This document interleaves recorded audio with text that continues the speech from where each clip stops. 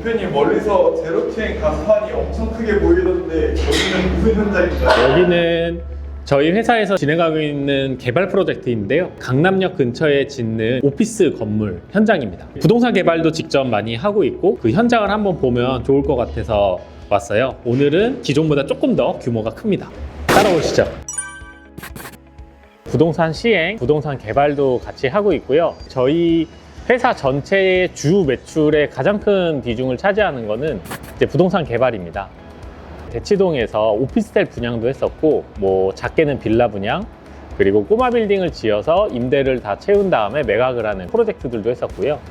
최근에는 강남의 오피스 개발과 그리고 LH나 SH에서 진행하고 있는 매입임대주택 사업 시행을 계속 하고 있습니다. 이 토지는 22년 6월쯤 매수를 했고요.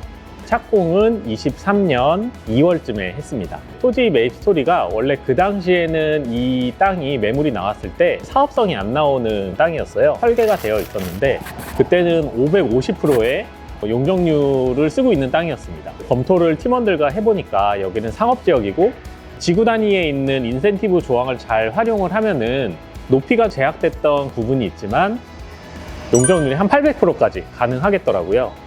800%가 된다면 사업성이 충분히 있는 땅이었기 때문에 저희가 매입을 해서 순조롭게 골조까지 공사가 완료된 상황입니다. 강남의 이런 오피스에 대한 수요는 굉장히 높았었고 공실률이 낮은 상황이었습니다.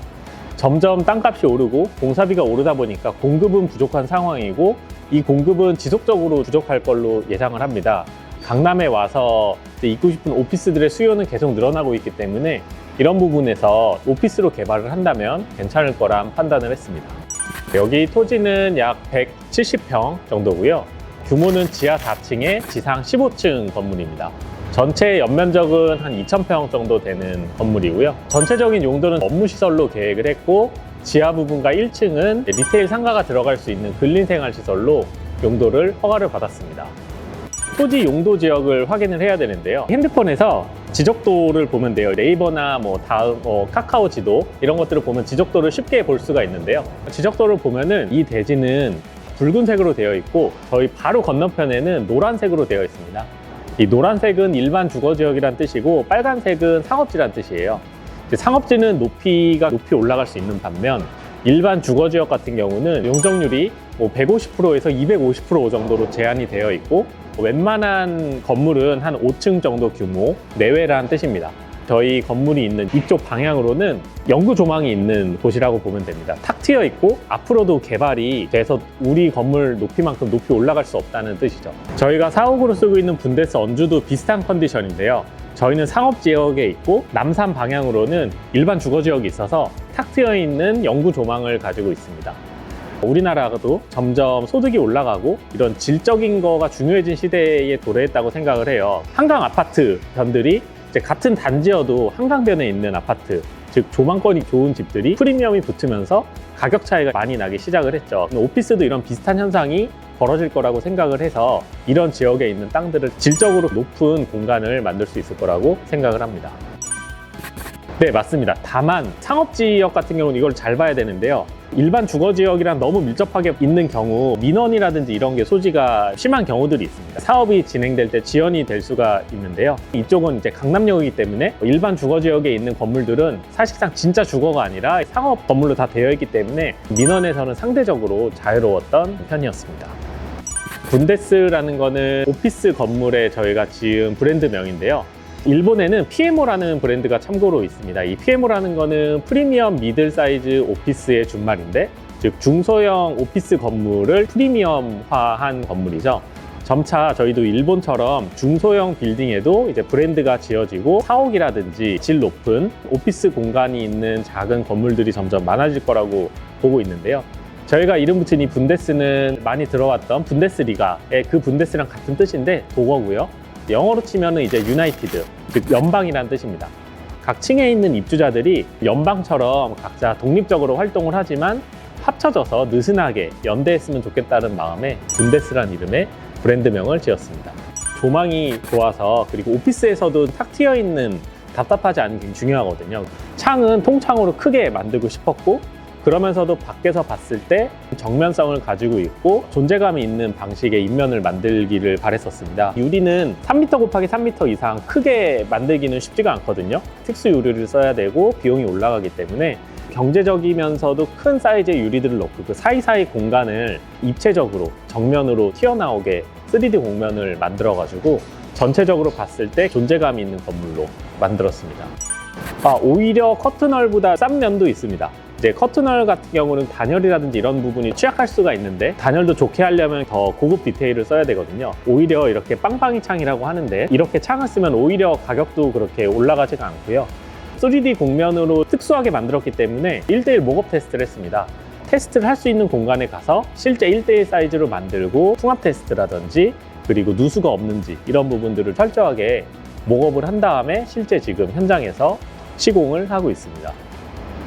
중점적으로 생각한 거는 우선 각 전용 공간, 가장 중요한 오피스 전용 공간은 최대한 반듯하게 만들려고 했고요. 뷰가 좋은 정면을 향해서 모두 가게 엘리베이터랑 화장실 이런 거는 전체 다 후면으로 배치를 시켰습니다. 그리고 저희 분데스 언주 4호기랑 비슷하게 이 루프탑 공간을 신경을 썼는데요. 루프탑에 올라가면은 탁 트여 있는 뷰를 볼 수 있는 공간으로 특별하게 만들었습니다. 루프탑 공간이랑 곳곳에 있는 건물 효용성을 높이기 위해서 서비스적으로 필요한 실외기 공간들 이런 것들을 잘 모아놨고 그거를 밀도 있게 2단으로 쌓아가지고 실제 사용자들은 잘 볼 수 없게 그러나 점검을 할 수 있는 공간들을 구석구석 잘 마련을 했습니다. 옥상 공간에 우리나라가 잘 사용을 못하고 있는데 실제 뉴욕이라든지 일본 동경 빌딩들 같은 데를 가보면은 루프탑을 잘 사용하고 있거든요. 너무 경제적으로만 판단을 해서 맨 위에 옥상을 실외기 공간이라든지 이런 걸로 못 쓰게 되어 있어요. 세세한 부분을 잘 계획을 해서 실제 사람들이 만끽할 수 있는 공간을 확보를 했습니다. 오늘은 상량식 행사가 있는데요. 가장 높이 있는 마룻대를 설치한다는 거는 그 당시 목조 건축물의 골조를 다 완성했다는 뜻이고 골조를 완성하는 거를 좀 축하도 하고 공사 기록을 해서 충문도 써서 맛있는 음식 같은 걸 만들어서 주변에 뿌리는 행사였는데요. 그리고 이 상량이라는 거는 집안을 지키는 신의 이름이었습니다. 상량식이라고 지금까지 이어져 있는데 현대에 와서는 실제 골조 공사, 철근 콘크리트 공사나 철골 공사 같은 게 다 완성이 됐을 때 지금까지 공사를 무사히 했다는 걸 서로 축하하는 식으로 실제 쓰고 있습니다. 저번 주에 마침 골조가 다 끝났거든요. 그래서 상량식을 진행을 합니다. 지금 공사 중이라서 부분만 보여드릴 수 있겠지만 한번 보여드리겠습니다. 우리가 아는 철근 콘크리트 플러스 철골까지 같이 만든 SRC 공법이라는 겁니다. 철골 공법은 참고로 콘크리트가 아니라 이 철골을 기준으로 해서 건물을 만드는 건식 골조 공법인데요. 특징은 일반적인 콘크리트 공법보다 훨씬 더 빠르게 만들 수가 있고요. 공사비는 기본적인 콘크리트 조보다 한 50% 정도 비쌌었습니다. 지금은 인건비라든지 이런 게 많이 오르면서 철근 콘크리트 가격이 많이 올라서 이제 철골이랑 거의 비슷하게 가격이 형성이 됐고요. 그리고 이렇게 철골 공법을 쓰면 이 위에 데크 플레이트라고 콘크리트를 받치는 동발이라고 하는 걸 없이도 슬라브를 만들 수가 있는 공법입니다. 다른 기존 공법보다 훨씬 더 빠르게 지을 수가 있는 공법입니다. 그리고 여기 지나가는 거는 스프링쿨러고요. 6층 이상 건물에는 모두 스프링쿨러를 설치해야 됩니다. 오피스에는 다 있는 건데 시스템 박스라고 합니다. 여기는 전기 콘센트를 꽂을 수 있는 함이 있고요. 인테리어를 어떻게 하더라도 바닥에 콘센트 선이 없이 바로 꽂을 수 있도록 그렇게 구성을 한 시스템 박스입니다. 여기가 옥상 공간입니다. 앞에서 보시면 프레임에 아무것도 없고요. 이쪽으로 나중에 유리 난간이 있을 거고 이제 투명한 유리 난간 너머로 탁 트여 있는 뷰를 볼 수 있는 옥상 공간입니다.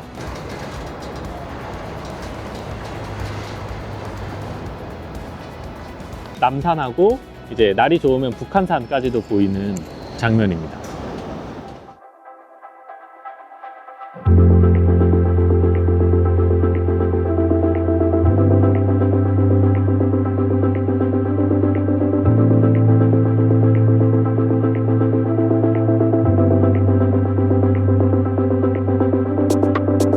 Shooting star in the sky, glimpse of hope in your eyes. Burn the old me together. Finding you was a missing part. Feels like it's a start. 일반 주거 지역 같은 경우는 용적률이 지나고 할까요?